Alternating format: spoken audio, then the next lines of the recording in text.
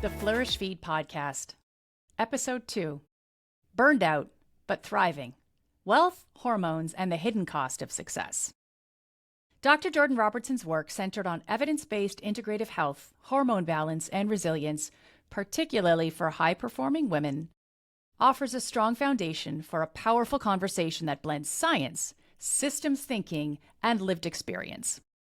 She speaks with clarity on the biological, psychological, and systemic drivers of burnout, and her approach is rooted in clinical insight, not pop wellness fluff. She steadfastly presents her case using science, but always tempers it with a sincere and deep appreciation for nature, particularly human nature. For this episode, I asked Dr. Robertson to help educate me on the transformative potential of naturopathic care for lasting well-being, despite what we might consider to be the opposite of flourishing, which is burnout. Before we get to that, however, let's get to know Jordan a little bit. Jordan Robertson is on a mission to elevate integrative and naturopathic medicine to the standards of care that conventional medicine practices, while simultaneously solving the unpaid research labor crisis for naturopathic doctors. With a 15-year career in facilitation, research inquiry, and critical appraisal at McMaster University, Jordan has taught thousands of students how to be better communicators, work in teams, and research nutrition, integrative care, medicine, and even space medicine. That last one while co-facilitating a course with NASA. Jordan is the founder of The Confident Clinician, a database, clinical decision-making tool, and home of over 700 full-time members, 60 fellows in her leadership program, and over 5,000 clinician subscribers to her free integrative magazine, The Stacks. She's known for helping clinicians see their own potential, inspiring curiosity, vulnerability, and mind-changing, and for giving clinicians the push they need to become the best at what they do. She is a changemaker, a Wonder Woman, a power mom, and someone I'm proud to share a lifting platform any given Saturday morning. Dr. Jordan Robertson, welcome to the Flourish Feed podcast. Thanks so much for having me, Jillian. That is like the warmest welcome I think I've ever received on a podcast. So I'm so happy to be here and to be chatting about this with you. Thank you. Now, your background as a naturopathic doctor is very impressive, but I know that there's so much more to your work than being an ND nowadays. Can you tell us a little bit about your journey as both a provider and maybe, even as a consumer of healthcare? What has led you to do things the way you do them now? Yeah, I always am looking for I almost always start like with what rules can be broken or bent in a given scenario and situation to improve and better outcomes for people, both in the consumer side of healthcare, but also in the delivery of business and the delivery of education. I pretty much have taken a very unconventional path in every major life decision I've made, down from where my kids go to school to the style of practice and work that I have. And I think it always has come from this sort of relentless question asking and pursuit of what is actually the right way of doing things, the proverbial right or the more right, versus just always accepting the status quo, which is common, especially in healthcare, when we're undereducated around what our options are, when we feel like there's not a lot of choice or options, which, speaking about burnout, choice and options is a really important part of the conversation. And I've always wanted to make sure that we were doing right by people rather than just what we've always done in many scenarios. So I chose naturopathic medicine after some family health experiences where I watched people in my family try and navigate the healthcare system without success. I chose naturopathic medicine because it allowed me to actually operate as a healthcare entrepreneur rather than a government employee, which most healthcare professionals in Canada are technically working under very strict guidelines, rules, and structure that doesn't always allow them to make the best choice for their patient because they're playing by a rule book that they didn't write.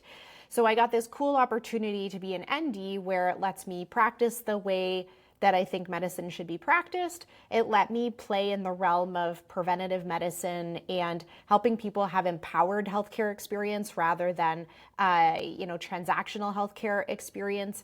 And it was a path that hadn't really been carved well by many other clinicians. And so I wanted to belong to something where I felt like I could have a real impact and really change the way that things were delivered. Fantastic. And I think when it comes to this topic, what I want to get into today, which is burnout, maybe some idea of burnout has always been there, but talk about a call to change the way healthcare is delivered. I would imagine the incidence of burnout, perhaps even the intensity and style of burnout, has changed even during your career. Is that a good example of a reason to change the way we deliver things? Is because the nature of disease is always changing as well. How have you had to bob and weave to design a proper methodology for delivering care when it comes to burnout? Yeah, and you know what? Burnout is actually a workplace diagnosis. So for a long time, we maybe didn't even acknowledge it as being a medical condition per se, because it was really defined as a workplace situation. And the workplace that burnout shows up in are ones in caregiver roles. So we acknowledged and recognized burnout as almost exclusively in healthcare providers. And I'm not saying that's true. I'm saying that's how we started to think about burnout. It was almost always in, giving roles or roles where there was a care element to it. And really what burnout is, at its very basics, is that your brain and body do not have, or perceive that they do not have, the resources to rise to the current demands of the situation, right? And so we see this in healthcare, where the requirements or the demands on the individual start to exceed the capacity of the individual. And what happens physiologically when that happens is a big deal, right? That the person's brain and body is like, as it reads the room, the person's pretty sure that they don't have what it takes to make it through this situation. The impact that has on the body and mental health is really significant. But honestly, burnout started as like a workplace term and a workplace diagnosis. And truly, it is about a system, right? It's not about the individual per se. It's about the individual in the context of a system. When we only focus on individuals when it comes to burnout, it's the analogy I use is like asking grade 3s to turn off their bedroom light to save the planet, while, Amazon and all these companies like pump pollution into the earth, right? We're talking about like a very small component to an entire system of contribution. I often get to talk to the individual, not the system, but it's a good reminder that, especially as we moved through the pandemic, and many workplace systems, or the ways that workplaces actually have had to have treated employees or have treated workplace structure in the last 5 years, has been under immense pressure. And sometimes that comes down to the individual actually not having the capability or capacity to cope with their workload or their timelines or the things that they need to get done. And that's actually how burnout starts, is the disconnect between capability and perception of capability and the ask from the organization. So this was something that I didn't really talk about a lot like 6 years ago. And yet now it is something that's really been brought to the forefront, not just in healthcare, but we've expanded to realize that many industries actually suffer from burnout. People can suffer from burnout if they're in a caregiving capacity with even a family member. And so our understanding of it and definition has sort of expanded in the last 5 years to include more people, which is a much more appropriate way to think about it. I think so. And the idea that it was discovered, or it first came to light with caregivers, but really I know people way outside the caregiving realm who are either going through burnout and maybe don't even know it, which I want to talk about in a minute too. But the demands of what it is that they're being asked to do far exceed what their body and brain can handle right now, either because there's been a compounding number of overuses over time, or the job description itself is just so large. So it's safe to say that it is outside that system of healthcare providers. It's also in knowledge workers, maybe people who even work from home. And was there an increase in burnout during work from home? Is that safe to say that we didn't have boundaries there? Totally. Yeah, absolutely. And resources, like if we think about resources in general, we require lots of things to thrive, right? Community, connection, safety, home, finances. There's a lot of things, right, that we could put in that bucket that creates resiliency for someone. And the pandemic was a perfect example where many parts of that bucket were being drained, right? And then the workplace demands also were changing. And even if they maybe didn't change in amount, but they changed in structure and changed in the way we delivered work or the way that people were responsible for their work. That change alone, right, requires or demands a level of resiliency that is hard to have when so many other aspects of your life are the water's leaving the bucket essentially, and then we're asking you to be different over here. That's like a setup for people to feel a disconnect between their capability and the demand. So then what are some of these signs that we might look for, that we might start to pay attention to in ourselves? I mean, even the concept of the hybrid work. And I remember back when I was a first-time mom, when I had my young son at home and I was trying to work from home way before the pandemic. And I was trying to be two people at once, and there was no boundaries, and there was living room, and there was computer, and there was child, and all that jazz. I look back now and I think I was probably a ripe candidate for burnout in that instance, because there were no boundaries. There was no shape. So if I were to do that again, or if I was maybe a hybrid worker now with a lack of boundaries, what should I be looking for as far as what the invisible signs of burnout might look like? Yeah, that's a great question. And I'm going to talk a little bit about the things that are in us as individuals that will increase our susceptibility to burnout. And sometimes when I do that, I feel like we lose sight of the fact that burnout is in part an organizational problem. So I'm not placing blame on people when we start to talk about like the things to look for in yourself or the things you may be doing that are contributing to your burnout, because technically it's at a systems level and it's not a blameful conversation to talk about the individual, but sometimes it can feel that way a little bit. That's a huge thing to clarify at the beginning, though, because it can feel like, what's wrong with me? How come am I not strong enough for this? But to look at it as a systems problem immediately takes that pressure off. Exactly. So some of the things we see in ourselves that maybe increase our susceptibility to burnout is it's always about the gap. So if you are, I'm going to use the term type A. I don't love that term, but if you're type A, if you're a high achiever, if you're in a new work scenario, in a honeymoon phase with work, and you're super jazzed, but your like super jazzedness actually doesn't match the demands of the job, or you've got your rose-colored glasses on as you start a new project or a new role or a new company. Even some of those pieces about having unrealistic expectations of ourselves, but also unrealistic expectations of our work, of our managers, of our experience with work, of our relationship with work. We can, and these are great things to look for in yourself. If you have like an overcommitted relationship with work from the beginning, that can be a really good risk factor or a sign that we want to look for in someone who has burnout. And interestingly, and this probably your audience will hear themselves in this, is that when we're high achievers and we start a new role and the wheels start to fall off the bus, right? Like you start to realize that like, this is harder than I thought. I am less supported than I thought. This quota is way outside of what I thought. Yes.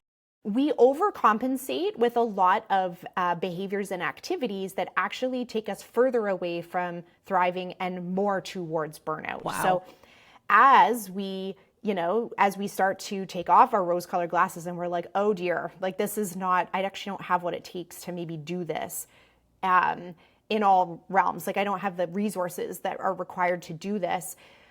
High achievers will overcompensate, and it's with the behaviors that put them closer towards burnout. So they will skip the Christmas party so they can work, or they will say no to training opportunities in their workplace to work on like their other work, or they'll say no to meetings, or they'll say no to socialization, or they'll say no to support. Even we'll say no to support in our workplace in favor of trying to like keep the lights on in like our proverbial burnout situation. And those are the very things, like if we said to people, like what creates good workplace culture, right? It would be like support, feedback, socialization, connection, right? Like all like advancement, training, seeing potential in myself. These are things that create positive culture at work. When people are in burnout or they're starting to move towards burnout, they actually get rid of a lot of the workplace, saving systems that are supposed to prevent them from being burned out in favor of their core work to maintain their reputation, to maintain their output. And that actually is also another thing that will put them closer to burnout. So one thing I get patients to do is part needs to start to look at their behaviors themselves. Like, what's your work relationship? And then what are your compensatory mechanisms that come into play when you start to feel overwhelmed at work? And if you say, well, I'm an overcommitted, I'm way in it, I've got more than 2 feet in on this situation, and when things get hard, I leave my phone on the weekend, I will catch up on work when my kids go to bed, I skip the positive parts of my work in favor of the negative parts of my work. Right. Those are really good things to see in yourself. Yes. The other side is those physical symptoms. And this is where it gets tough because burnout technically should be a diagnosis of exclusion, right? We can't call it burnout if you haven't had your iron tested. We can't call it burnout necessarily if you're meeting all the diagnostic criteria for depression. We can't necessarily call it burnout if you also have sleep apnea and you don't sleep through the night and you're exhausted. Burnout itself needs to you need to go through a process to make sure that this is all that's left over at the end. Wow. Is that we think there's a burnout component to it. And most people have never had a thorough enough health assessment done for us to get to that point to say, for sure, that's what it is, because quite often we've ignored hormonal, sleep, energy, exercise, nutrition, all the basic building blocks of health. So it's hard to get a label of burnout on day one. You actually have to go through a bit of a process to look at your work compensation and your mental health and behaviors at work. And we have to make sure that it's not something else. Right. And you've mentioned the workplace supports and the workplace compensations that would be there that people in burnout start to push aside. But you just listed off a whole bunch of personal life supports and habits that people also push aside. They stop with the self-care, they stop with the sleep. It just becomes their new normal, like the frog in the boiling water if you just turn it up 1 degree at a time.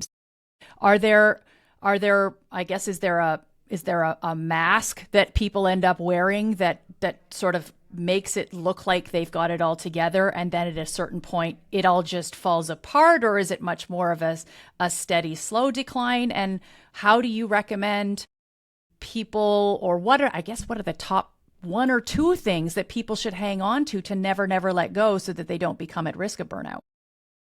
Yeah, that's a really great question. I think, it's about creating resiliency inside of yourself, right? And a great night's sleep or good sleep will do that. Improving the other parts of your health that are draining your resiliency. So being in chronic pain will lower your resiliency, right? Having PMS or being in perimenopause and not addressing that will lower your resiliency specifically for 50% of the month, but you get my drift, right? If there are other health things that are draining your resiliency, when we put workplace challenge on top of that, that's going to have a pretty significant impact. It's going to drain your bucket even faster. And then the things we want to do on the flip side of that are things that are resiliency building. So resiliency building, sort of the best way, that I will try and describe this to people is that we want your brain to start to trust that there is a level of capacity and capability that it has. So the basics just need to be there, right? I think we've all had that experience where you have a crappy night's sleep and then you can't find a parking spot at Costco and you burst into tears and, ask yourself why the world is always shitting on you, right? We've all had that moment. And then the next day you're like, oh God, that was so silly. When we're in chronic burnout, it's hard to get your brain out of that kind of thinking. And so you're always kind of trapped there. But the basics have to be there. There are other things that build capacity and resiliency, and a lot of them have to do with positive psychology practices in your day, as simple as journaling, gratitude, meditation, writing down 3 things that happened that day. It sounds so silly, But what it does to your brain is it actually trains it to more quickly find that little way out of some of the negative and perpetuating thoughts that we experience in burnout, because it's an active practice to kind of like pull yourself over to the good side, essentially. Yes. Yes. And we know when we practice these things, and it can look like anything, right? Like there's studies on having people take photos and then journaling about the photos that they took through their day. There's studies of people just writing down 3 good things that happened in their day, or listening to guided meditations that are about, finding the good in all the challenge that you're experiencing. It doesn't have to be like sitting on a pillow, at 5:30 in the morning doing the sort of proverbial CEO meditations. Morning. Yes. Yeah, it doesn't have to look like that. It just has to be, it's a muscle that has to get flexed, especially when you're in burnout, because your brain's natural tendency during that time is not to be like, oh my gosh, what a lovely day this is. Your brain's like natural tendency is to look for the negative, actually. And then other things like exercise, actually, and I'm really fascinated by the research we have on building capability and resiliency in athletes and whether or not that's applicable to the average person. We know when athletes train hard and train like in different scenarios, they actually start to build a psychological capital that then they can rely on when they're in their sport. And there's a lot of theory that we probably are able to do with this with patients as well, like the average person, that when we're exercising and we're just pushing our body like that little bit further than we maybe would do like on a regular day, it's training our brain to develop psychological capacity for difficult things. And that actually like widens your brain's capability and thoughts about what's possible, so that when you're faced with a hard thing, but you've proven to yourself that you can do lots of hard things, that it actually creates this resiliency experience in your brain, and you can push harder or go a little further without feeling like you're at the finish line, essentially. Whenever I talk about this concept that you're talking about with my females that I coach in peak performance, the one thing, if you ask any of them, what did you take away, when you worked with Jillian, it's the idea of oscillation, which is that when you look at these pro athletes or these high performance athletes, yes, they work hard. And guess what they do right afterwards? They rest hard. And I think a lot of the stress chemistry that you're talking about as it relates to when that evil person comes out because, you can't find your parking spot at Costco and you lose your mind, is somebody who's saying, I have not had adequate rest, right? Like there is a factor in there that maybe the system is not supporting in being able to give the athlete, or in this case, the high performing person, enough rest in their day. And I don't mean taking a siesta, but I mean making it workplace common that we have a way of oscillating away from high performance into moments of rest, the same way that an athlete would between heavy sets. Is that kind of a systems thing? Am I onto something there? Totally. Yeah. And I think because burnout doesn't show up like a smack across the face, right? Like if, when we get the flu, we go lie down and we watch TV. But for many people, their experience of burnout is this like insidious change in how they're feeling. And I think we've like normalized a lot of mediocrity in our health, right? And that's not our faults. That's just how we deprioritize our health in so many ways, that we will tolerate mediocrity for such a long time. And then we don't notice that we're like, just slightly worse, slightly worse, slightly worse. And then people will describe their experience of burnout like they've hit a wall, when truly like we're probably like slowly walking into that wall for a long time, but we don't notice it if we've normalized a lot of the experiences that are in that burnout sort of symptom picture, like fatigue or depersonalization, right? That's another great thing to look for in your work, where rather than being like, oh, my client Joan, who I really love, you're saying like, oh, that woman from this town, or that, my 2 o'clock, right? As soon as you start to refer to people as their slot in your calendar and not by their name, you've noticed that you've started to like pull apart from the personalization of, medicine that normally we're very excited about, right?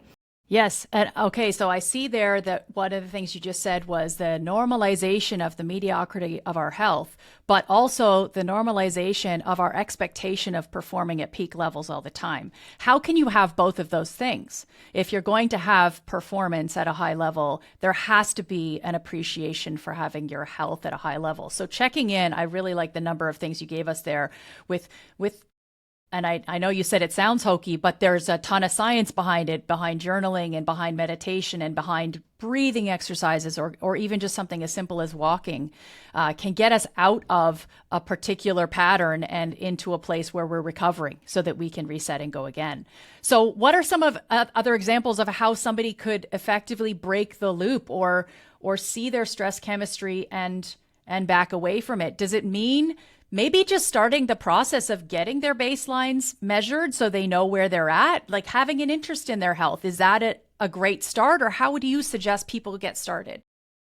Yeah, I think that's a great point that like if you don't know your baseline, then it's really hard for us to have some kind of goal, right, that we're moving towards health-wise. And I do think people should have health goals, even if your goal is just not to get disease later. That's still a goal, and that still requires activities and things that you do every week, right?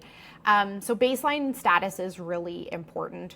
I also think getting, realistic about and almost like I say, like almost hold yourself out 6 feet in front of you and like get clear about how you show up in your work, what your actual goals are in terms of like work-life balance. It's not uncommon, especially for entrepreneurs, to go through like massive sprints where they're leaving everything on the floor, but that has to be met with some kind of recovery period where you're actually taking time off. If you've lost your creativity and your spark for your business, that's another great sign that maybe we need a little bit of time away. And I think that like that grinding kind of workplace behavior, we're seeing glimmers of people realizing that that's not true anymore, that like we don't need to like work like, our parents did or the generation before them did, where hard work begets success. I think we're seeing lots more sort of more diagonal thoughts around what success looks like. And so I think if people can get clear about those pieces, it helps us work backwards and build a framework of habits and health and thoughts that then support that, right? It's like you're running a marathon with your business. You would never just show up at the start line and be like, okay, cool, I'm here to run my like 40 plus K. You train for those things, and the things that need to get put in place for you to be successful are things that need to be done on the daily before you, start down that burnout path. Yeah, we build reserves over time. It's not just going to happen because one day you show up, you get a great big job that has huge expectations that you end up bending over backwards for, and magically everything's going to be there, right? Exactly. Yeah. And I think that, I want to just talk about women specifically for a minute, because not to say that men don't have multiple facets to their lives, but the role of the female in caregiving is such an integral part of our biology and our deep, deep, deep primal psychology. What do we do with that? How do we separate from the productive stress of being female versus the chronic bad stress of being female? How can we identify the good version of stress that we're using as opposed to the bad? Since it's so deeply rooted in our biology and in our primal psychology as women to both be caregivers, and now in this century anyway, to also, shoot for the glass ceiling and break through it in every possible way, how can we know the difference between productive athlete style stress and chronic bad stress? What are the things I should be looking for there? Yeah, that's a great question, Jill. And you're right that like often when I'm working with women, it's like you can have, you can have a lot of things. Maybe you can't have it all in the way, like, I don't know. Like, I think we need to redefine what it means to have it all for women because yeah, like I feel like I have it all, but there's a lot that I don't do that maybe if we went back like 40 years, there would be a lot of no-nos, right? In terms of like how women function and operate. I don't clean my house. I don't go to the grocery store.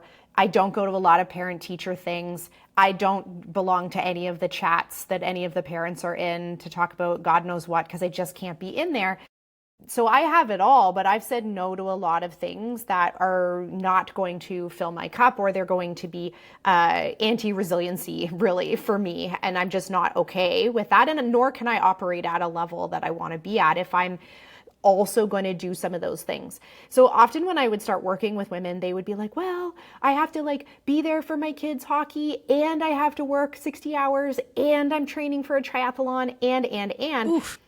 And when you start to add all of those things up, like, I don't think you have to give up any of them, but I'm also curious if maybe you want to give up some of them and you just have held on to some of those roles or those behaviors because you feel like you should be doing them. And so that's a really great place to start. It's like, don't make your bed if you don't need to make your bed kind of thing. Like, I really would argue that you don't need to go to every single one of your kids' hockey practices and they will still love you. But starting there, I think, is helpful, because I think women added a lot to their plate and never got rid of anything on their plate. And I remember I have this one story I've told multiple times. When I was working, my kid was like brand new. I got a job teaching when he was born, and I went back to work when he was like 6 weeks old. And my mom and my grandma would come for 3 hours once a week to watch him while I drove to the university and taught this course. And I got home and I had pumped in the car. And this is like pre-good maternal bras. I had cut a hole in a sports bra. I had the pump on my boob. I was driving home. I was crying.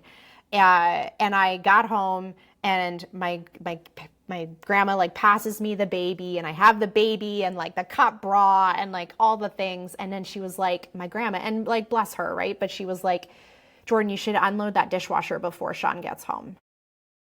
And I was like, no, he can unload the dishwasher if he wants it unloaded. I was like, I don't need anything in that dishwasher right now. I am not unloading it. But when we're not able to take a stand against some of those things that generationally have been passed to us as responsibilities or your role, it's really hard for you to pursue some of the like new things that we get to pursue as women in the last half century, right? But you have to put the old half century away and be willing to walk away from it, whatever that means. And I remember my grandma being like, oh, Jordan, like, and I was like, no, I will not touch that dishwasher, because look at me, right? Like, look at this like hot mess that I am right now. I am But what, like, a perfect image of the 3 different generations, Totally. Now 4 with your son, but 3 different generations of what is expected of a woman. And you had the wherewithal to say no instead of leaning into trying to be, exactly. I mean, and that's another, go. No, I was just gonna say, so it's hard for women because we're wired to maybe have some of those tendencies. I like personally have very like low empathy and low parts of my brain that make me a natural caregiver. I'm a very tactical caregiver, but I am not a natural caregiver. So maybe I got off easy because I'm just like, forget it. I'm not doing the dishwasher. And that was easy for me to say. But women tend to be more heart-centered in their leadership, in the way they want their relationships to go. And that often is a more depleting, if you're not protecting yourself, way of going about your day-to-day, right? And so you feel more guilt if you miss things. You feel more guilt if you've disappointed someone. And yet, like, leadership requires you to let other people down. Like, it has to. And so, because otherwise you're not leading, or you're not leading yourself. And so I think for women especially, like, there's so much coaching that has to go on around like, well, what needs to be true for you to be well here? And I also think we don't do a great job of thinking of our life in seasons. And people think if they miss their kids one thing this one time, that says something about who they are as a whole human being for the rest of their lives. It's going to be on their epitaph. Yeah, that's exactly. right. Yeah, that's the only thing they're ever going to remember. Right. We're going to start this eulogy by talking about all the absences, right? That is not true. The season of life you're in actually requires you to have certain priorities. And if, depending on what those are, that's what should dictate your choices. But that's not forever, right? You get to revisit that. And maybe when you move into a different season, something else opens up or becomes possible for you. But I know that the next season of your life, if you do everything, nothing will be available to you. And so it's an important way for you to like start to build capacity, is actually by creating priorities. And it's not, like you said, it's not forever, and it's also not for everyone. You have to know yourself. You have to know the thing that matters the most to you and then build off of that. If you're constantly trying to be all of the things that other people are, how the heck are we ever going to avoid burnout? I think that makes you perfectly suited as someone to give us that kind of advice. The fact that you are a tactical caregiver, by the way. So that is a total plus as far as Dr. Jordan Robertson's concerned, if you ask me, because you can call it out, right? You can say, you know what, I see this as very, very plain and clear and black and white.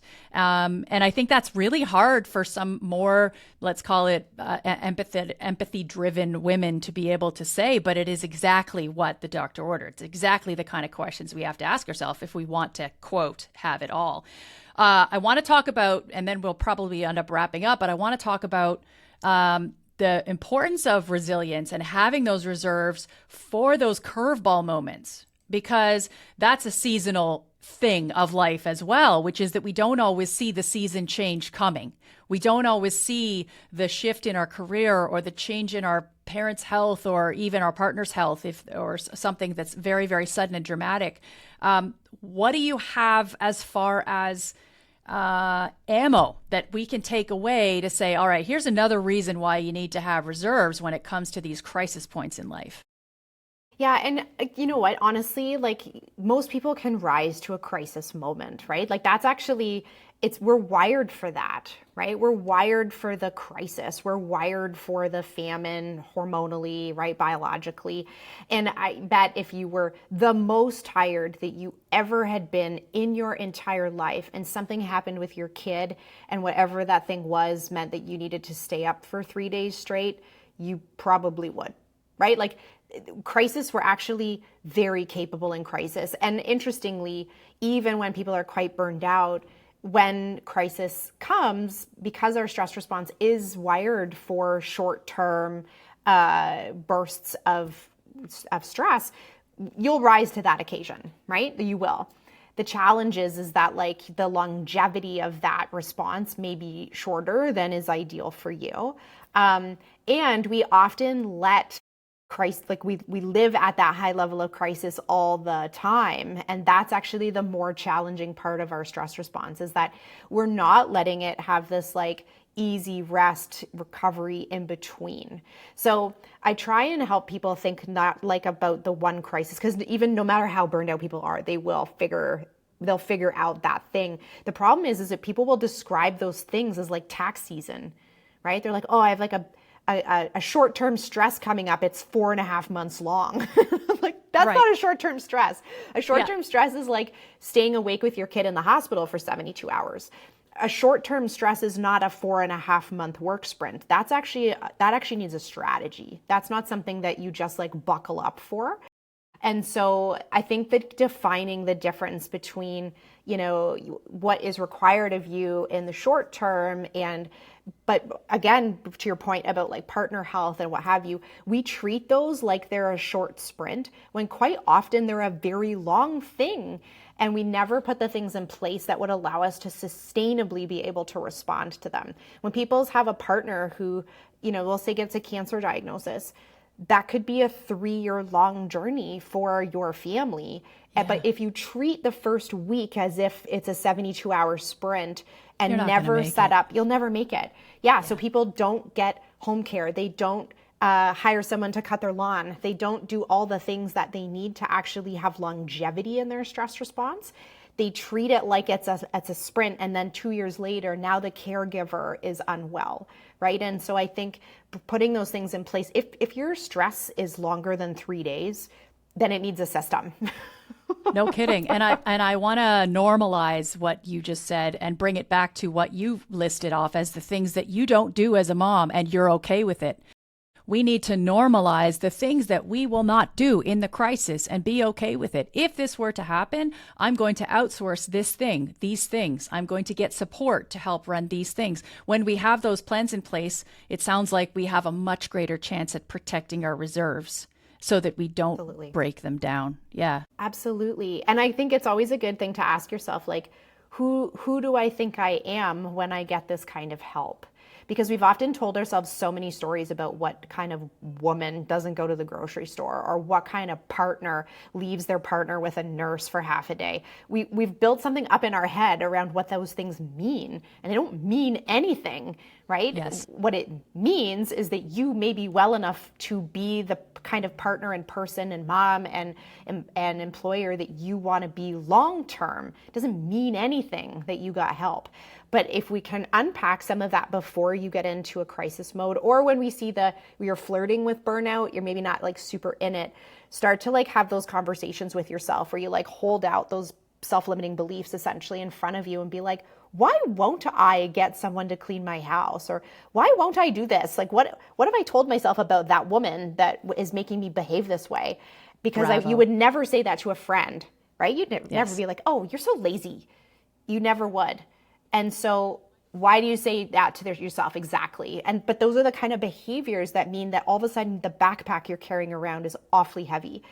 And now when something happens, or when your work demands increase or what have you, now you can't do it, right? And then we see that as a personal failing and not like a systems problem that got you to that point.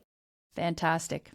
Last thing I want to ask you, and then we're going to wrap for today. One thing I'm asking every guest on the podcast is what their moment of bliss is. So this, if you think of it, is the opposite of a pet peeve. And as somebody who is tactical and such a high performer and someone who gets so much out of their day, Jordan Robertson, tell me about your moment of bliss. What is it that you think of as something that either lights you up or makes your heart sing? You know what? It's like watching my kids do sports is the thing that like gives me that moment of bliss. And I think part of it's because of all the things it means in the background, right? Like my kids are in competitive winter sports. My son is a big freestyle skier and my daughter is a snowboarder. Let me tell you, like, these are not in my backyard. These sports events are not in my backyard. They are expensive. They are on a weekday. They are like, there are so many things about them that if I'm like standing hillside with a cup of coffee and my like full gear in -40, watching my kids do the thing they love, it's meant that I've created so much leverage in my world that I get to be there. So it's like that experience of like them being their best self, but it also means that like I've taken care of myself because I can actually stand here and watch it.